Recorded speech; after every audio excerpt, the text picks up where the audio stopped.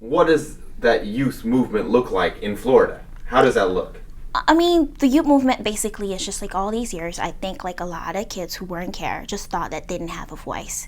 Basically, I didn't think that they felt like they had anything to speak against. It was regular day in their life, basically. It was just foster care.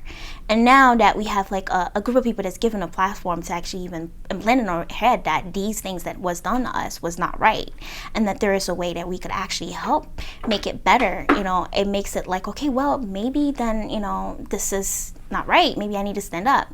And even if it has nothing to do with you because you probably aged out many years, but you get to stop something from happening, to the, other sisters and other brothers that's coming into care. And I mean, what did you guys do? What were the activities you guys did to make sure that you could preserve the funding for ILP? Basically, we did a lot of letter writing campaign. We went back and forth a lot to Tallahassee. We spoke to senators and representatives, and we basically gave them the stories of our life and also shine a light on what would happen if any funds were to get cut, because those things do, those funds do help us a long way, help us stay in school. It help us basically live the day in a normal routine life, and basically it's kind of like they're investing in us to actually be, a product of society that's will invest someday. And what did it feel like to go and speak to these people and then see them react and respond and act based on what you told them? Basically, it was intimidating at first because you're going to people that, I guess society shine a light that they're just very mean and, their mind is set on just one thing.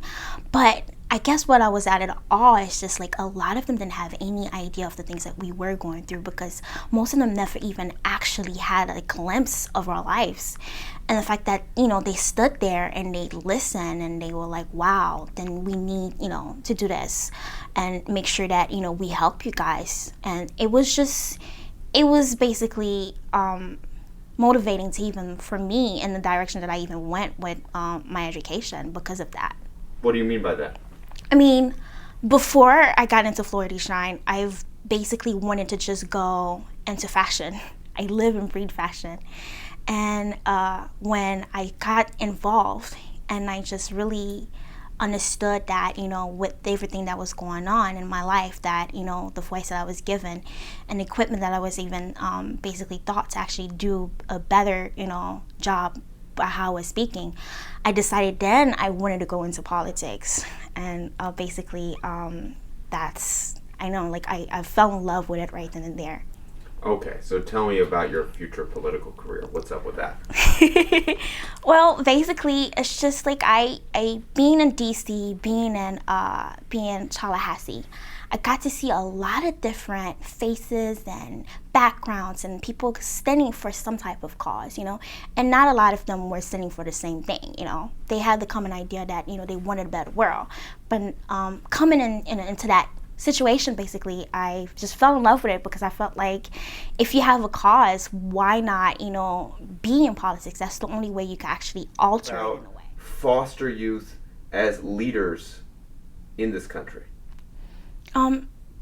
As leaders in this country, I feel like a lot of us are not victims. And the minute that we stop seeing ourselves as victims, we could actually become the messengers for our brothers and sisters who are still in care, who we can even stop some of the things that could happen for them to even enter into care. So as us for leadership, we've had some hard times and we've had some lessons that we've lived along the way.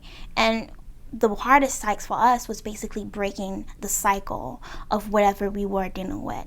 So that right there, again, if you're in a sinking boat, most likely the first thing you're going to do is just either get out and swim to shore or fix the boat. So the thing is, what are you just going to stand there and just like drown? Nobody, is going to do that.